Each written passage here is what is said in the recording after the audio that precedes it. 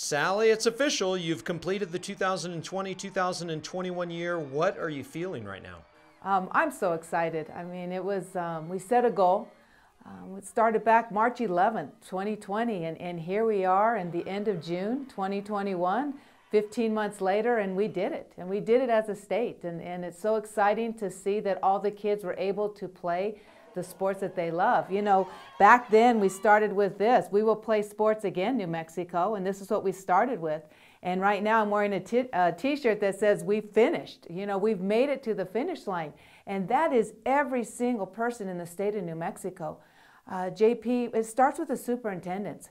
You know, back in summer, I went to the superintendents and I said, if we have to shift this calendar, is there any way that even though school ends in May, that we could end sports at the end of June? That gave us 6 more weeks to play the sports that we love, and that was crucial. And the superintendents have been fantastic through this whole thing. They have supported the NMAA, they have supported our ideas. At the school level, they've done everything they can to make sure that kids are able to participate. And then going back to the school level, we're talking about athletic directors that have put in time and time and time into making sure that kids have the transportation, have the games and rescheduling, and they never gave up. And they were there from the beginning, every step of the way. If anybody knew how many Zoom meetings the athletic directors and I had throughout this whole pandemic, we were there communicating throughout the whole time. And the coaches never gave up. They stayed positive. They made sure that their kids were emotionally okay, and that was crucial. You know, making sure that the kids, even though they were getting down and depressed there for a while, but they always made sure that those kids had a purpose. And so I have to put my hats off to these coaches, because we have gone back, and we always say we're education-based athletics, and those coaches have taught lifelong lessons throughout this whole season. And the athletes, you know, they never gave up. They practiced harder. You know, sometimes they're saying, are we ever going to play, coach? Are we going to play? Are we getting to? And they had those doubts, but they never gave up. And then when they were given the go, they gave it their all, even though sometimes it was they were on the bus for hours, but they would travel to, whether it's a state game or whatever it was, they would travel. They played at neutral sites. They didn't care. They just wanted to play the games that they loved. And then for the parents, you know, it was very difficult. And I know some parents were saying, well, why are you doing this? Why are you doing that? But at the end, I think the parents were able to see that it looked like we had to put so many pieces together to make this work. And although it was not ideal, the parents were still there supporting their kids and supporting their athletes. So it was a team effort from the top all the way down to the parents. And for that, I'm very, very thankful. What was the biggest obstacle to overcome in trying to organize and host athletic seasons during a pandemic? I think the biggest obstacle, JP, was not knowing what was going to happen. From week to week, things changed. You know, the pandemic was here. We thought, okay, let's do the calendar. We shifted that calendar 4 times.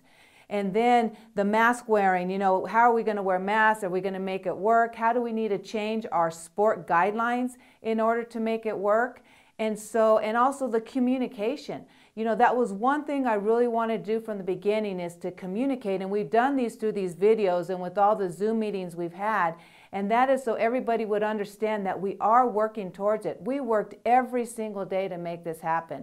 So I think the obstacles are, with this pandemic, we never knew what was going to happen. You know, it was different in April, and we didn't know what a pandemic was. We learned about it.